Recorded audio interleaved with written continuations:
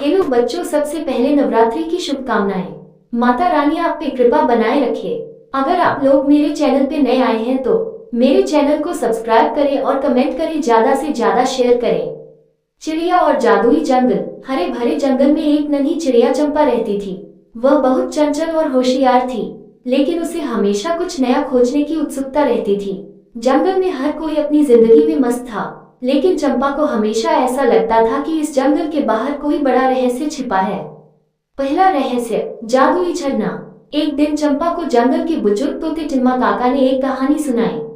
उन्होंने बताया कि जंगल के दूसरे छोर पर एक जादुई झरना है, जो किसी भी पक्षी को अनोखी शक्तियां दे सकता है। लेकिन वहां तक पहुंचना आसान नहीं था, क्योंकि रास्ते में कई रहस्यमयी बाधाएं थीं। चंपा का मन रोमांच से भर गया। उसने तय किया कि वह इस झरने तक जाएगी और इसकी सच्चाई जानेगी।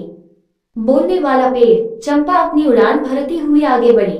रास्ते में उसने एक अनोखा पेड़ देखा, जिसके पत्ते चमक रहे थे। जैसे ही उसने उसके करीब जाकर बैठने की कोशिश की, पेड़ ने अचानक बोलना शुरू कर दिया।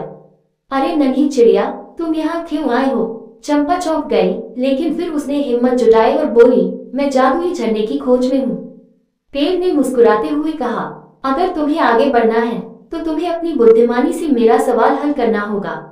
अगर सही जवाब दिया तो मैं तुम्हें एक गुप्त रास्ता बता दूंगा।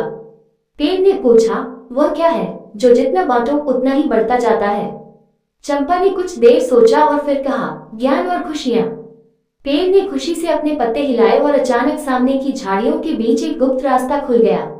रहस्यमयी नदी। चंपा आगे बढ़ी और उसने एक नदी देखी, जो इंद्रधनुषी रंगों में चमक रही थी।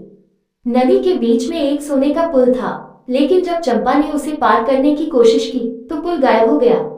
तभी नदी के पानी से एक जलीय परी निकली और बोली, इस पुल को पार करने के लिए तुम्हें अपने दिल की सबसे गहरी इच्छा बतानी होगी।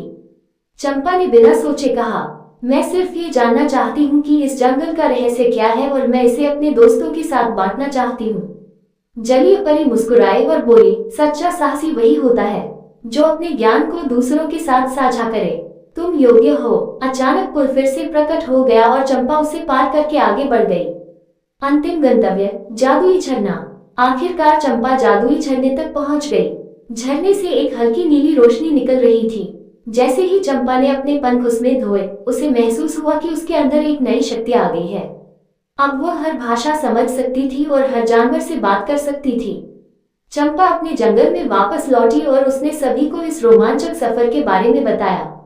अब वह न सिर्फ तेज उड़ सकती थी, बल्कि पूरे जंगल के जीवों को जोड़ने का काम भी कर सकती थी।